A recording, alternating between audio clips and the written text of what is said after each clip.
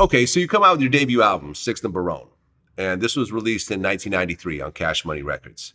And I guess it was mostly released just locally? Yeah, the Southern region had it. Okay, and this is kind of considered a classic in New Orleans rap. Yeah, definitely. We had, like I said, our first single was Another Bitch. And also wanted to mention Another Bitch didn't have Yellow Boy on it. You know, we first signed with Cash Money, just me and Tech is UNLV. So our first single was Another Bitch, and we also had another single on there once we added Yellow Boy to the group, which was called Eddie Bow.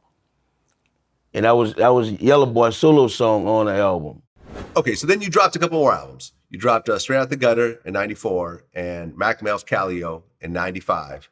And how did those albums do? They done real good. I mean, independent. We had radio for like Six and Barone. We didn't have any radio for Straight Out the Gutter, but we had radio advertisement, all that kind of stuff for Mac Mel Calio. So it was around like 60,000 to anywhere from 60,000 to 150,000 copies sold of those three albums. Okay. I mean, with that many copies being sold, especially independently, were you guys seeing the money you're supposed to get at that point? Well, we wasn't seeing what we were supposed to be getting, but we was getting anything that we asked for, and we was cool with it. You know, we didn't really find out what we were supposed to be getting until we later went to court with them. Got it. And at the time, was Lil Wayne around? Well, Lil Wayne was actually around, and he came around in like, I want to say 94, 95. But he wasn't actually in the studio with us or nothing like that. He was only 9 years old or something like that. So I can remember meeting him his first time everybody met him. And I can also remember him calling while we would be on the road. He'll call and, ask us to listen to his raps, and we'll, critique his raps or whatever, let him know it's off the chain, you know what I mean? But he wasn't actually physically around. Okay, and BG wasn't around either? Yeah, BG was around. BG was around. BG was around. BG came around in 90, 94. Okay, so right around the time, that's when the Future roster kind of started to, be around Cash Money then. The Future what? Rock? The Future roster, meaning the artists. Oh, yeah. Right, Cash Money are starting to come around 94. Mm-hmm. Okay, so around that time, Mystikal was also starting to pop. Mm-hmm. When did you guys really start getting wind of Mystikal? Well, we actually went to school with Mystikal. We was in high school together before as the rap. And when he got out the service, he came on the block and actually told me that, he had started, taking his rap real serious or whatever, you know what I'm saying? And that was like maybe, beginning of 95. Around 95. Yup, something like that. The end of 94. Okay. And I guess I'm trying to figure out sort of the origin of some of the friction. Because, I mean, from what I understand, I guess there was a song that you guys had, Eddie Bow? Eddie Bow. Eddie Bow. Okay, so you guys had the song Eddie Bow, and it seemed like Mystikal kind of responded to it on one of his songs. Right. On Y'all Ain't Ready, where he said, matter of fact, I'm going to tell you motherfuckers 3 things I'm going to never do. 1, I'm going to never change my style. 2, I'm never going to bounce. 3, never going to bow. Yeah, he dissed us. And it wasn't the fact that he dissed us. What a lot of people don't know is, he came to me and he asked about it before he actually done it.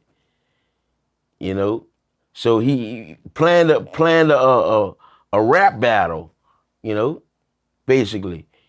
When he did that, wasn't nothing coming close to us in New Orleans. You know what I'm saying? So we handling our business. And I guess he felt like, look, I'm gonna aim at the top and see what pop. I feel me? You know what I'm saying? So, all right, he came to me and hollered about doing a battle. I was like, cool, you know what I'm saying? I'm gonna tell my dogs, so I'm gonna check in yellow or whatever, you know what I'm saying? So you do what you do. Actually, we didn't pay it any mind because we didn't think it made enough noise for us to diss him back. But he came back with something else. He dissed us again. He called Yellow a coward or something like that or whatever. In one of his later songs that came out later. And that's what made us do what we did with Dragon from the River and Boom Get Chopped. Right, because he dropped a song called Here I Go. And he said, stop walking the one way to a fucking dead end. Bitch, you yellow, coward-hearted. Better bring some water. Kick the gasoline can over. Get this fucking fire started. And then that's when you guys put out the next album, Uptown for Life. And that had Drag 'Em in the River. Exactly. And it also had Boom Get Chopped. So we was like, yeah. Right. And Yellow Boy kind of went right at him. He called him a fake cheerleading bitch. He said, you want me to beware? I'm going to show you some spokes right now, you bitch you. And how big was Drag 'Em in the River? Yeah. It was our biggest record. And I mean, it was so big till it still get played in almost every club now, you know what I mean?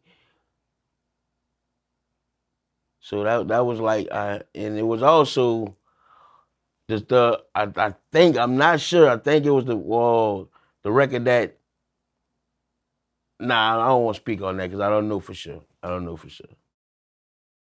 Okay, and Mystikal responded. He dropped a song called Back from the River.